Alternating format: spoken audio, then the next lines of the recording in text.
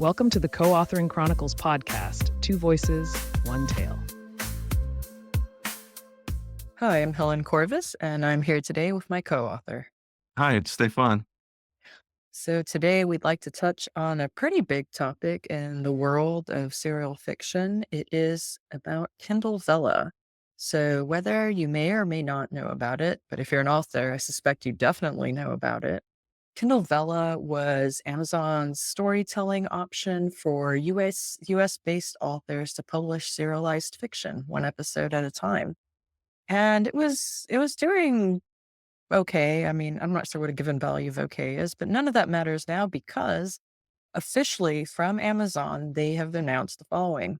We've made the difficult decision to gradually wind down Kindle Vella in February 2025. We are grateful for all the author participation. And then for more details, you should definitely go to their website. And so if you look for people who are currently publishing on Kindle Vella, some of the important dates to know is this is what they mean by wind down. Starting October 28th, they're not going to accept any more new stories or episode comments, but people with existing stories can still publish new episodes. And then in December 4th, new episode publishing will actually be shut down and they'll stop selling tokens for readers. And then in February 2025, they will officially close the program and the episodes and stories will no longer be available to purchase. However, anyone who has already bought episodes should still be able to continue reading. So what do you think, Steaphan? Pretty big news, huh? Yeah, big news, but I think we were hinting at the sign coming even as recently as our last episode. Wow. Um, Yep. and yeah, so I think it's one of those things where, business, they try something out, see if it works. And Amazon as a whole in this last downturn reevaluated all of their businesses. And I think unless it makes massive impact to their bottom line, they don't want to basically waste their time on it anymore. I think it's like same as, I don't want to say same, but similar to just even KDP and Unlimited. Proportionately, there's a very small number of authors making the massive revenue from those services compared to statistically the massive numbers of authors that are using the service. And I think that was the case with Kindle Vella as well, which for Amazon doesn't scale very well. They want lots of money from lots of different authors and readers. Yeah. So I have to admit, the good question is really, what do we do next? I know you and I had actually discussed just in that last episode how helpful Kindle Vella had been just as a means of getting a story developed. Now they're by no means the only way of doing things, which I think is what we're really wanting to explore today. I will say that the advice from on the Kindle Vella page is they're really encouraging people to republish their stories immediately as an ebook on KDP. And I don't necessarily feel that that's not all the guidance they provided, but that's the direction they're definitely pushing people towards.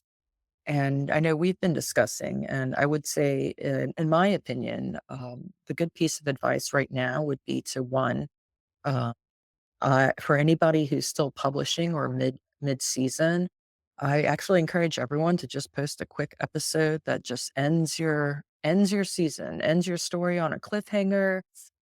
Make it the exciting, thrilling, very suspenseful conclusion of whatever your story you're at, and mark your work as complete. And the reason I say that is because I know Stefan and I had been discussing previously if your work's complete, you can actually go ahead and take that and go anywhere else. So, not sure what the author contract has been updated to or if it's changed at all. But that's my first piece of advice. Finish your story and download it all, your episodes immediately. Yeah, that's very good advice. And I actually agree with Amazon on that is, yeah, put it on KDP, but being the indie author advocates that we are, um, that is definitely one place to be given, but don't just be on Amazon for this exact same reason. Don't just be on KDP. go wide to at least Mhm. one or two other platforms, and hopefully your own if you have the capability, so that when things shut down, if they ever do, Mm. or the legal agreement or royalties structure is not working for you, you have options.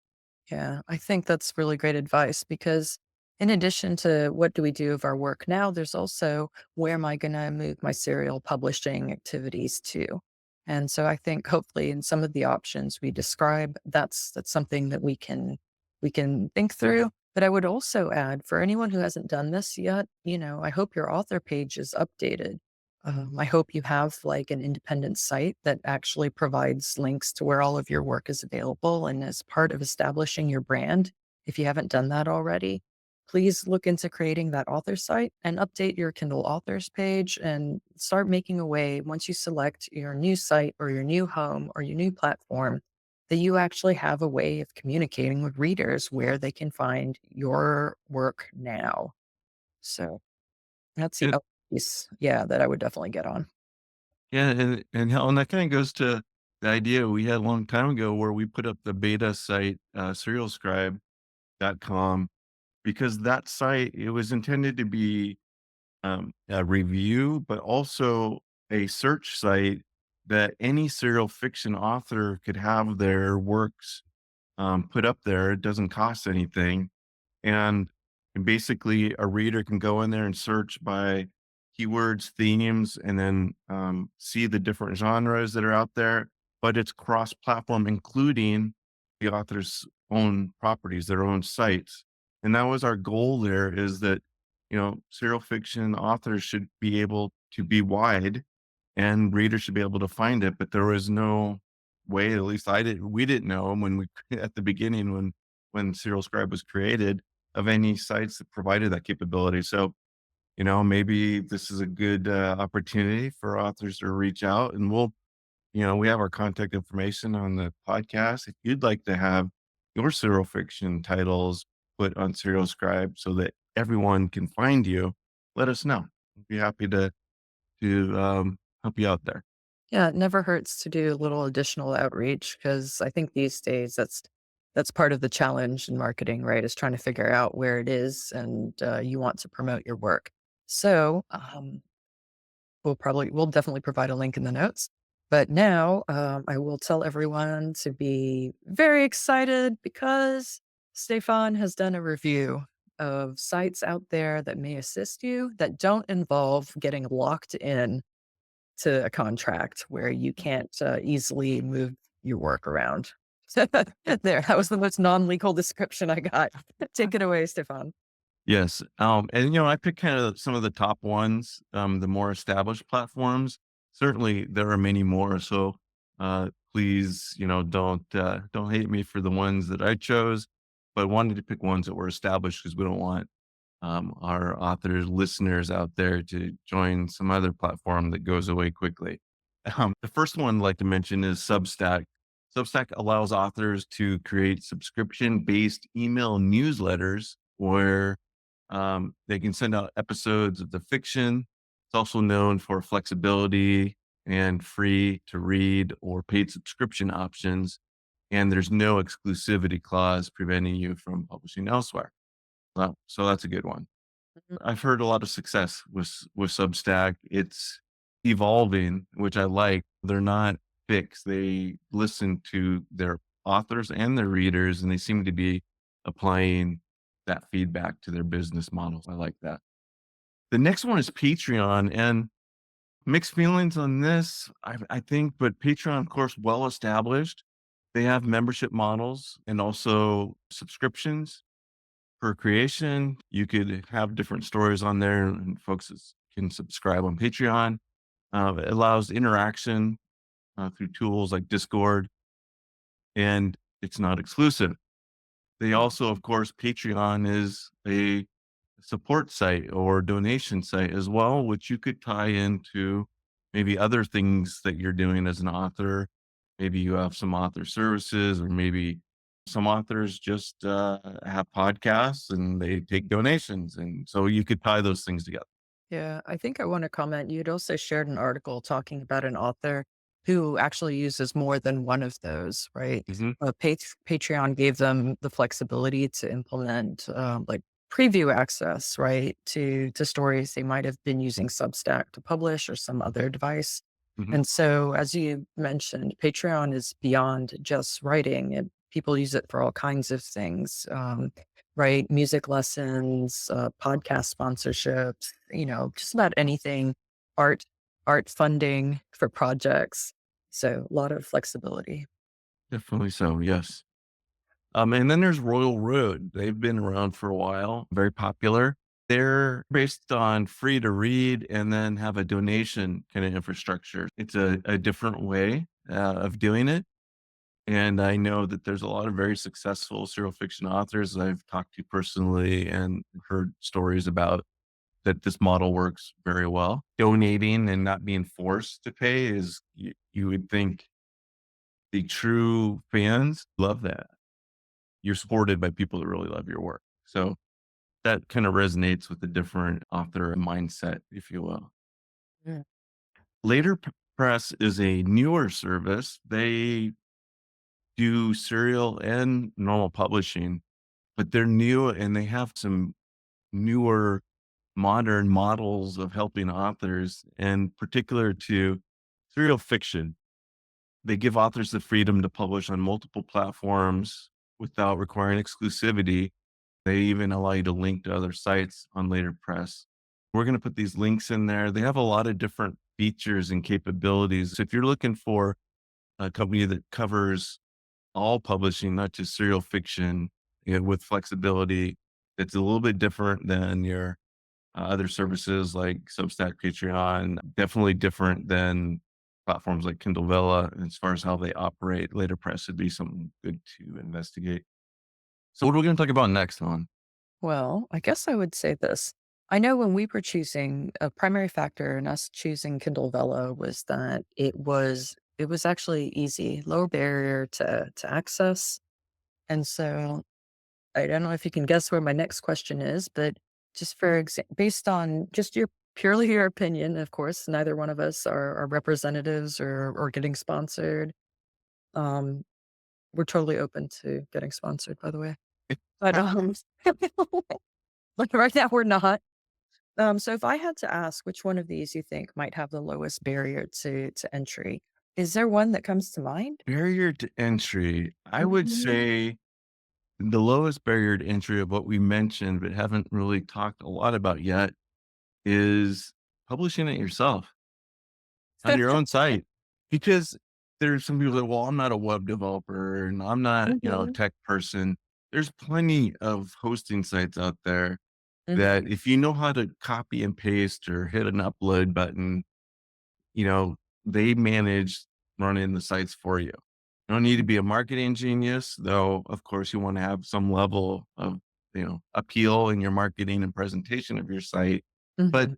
when you say barrier to entry, Mhm. you make the call there. You want to do Right. donation? You can do it. You want to charge people subscriptions? You can do it. Well, I mean, you also that's the thing, right? You have to you if you do your own website, you somehow got to go ahead and get that little, donate button Hmm. tagged in or added in.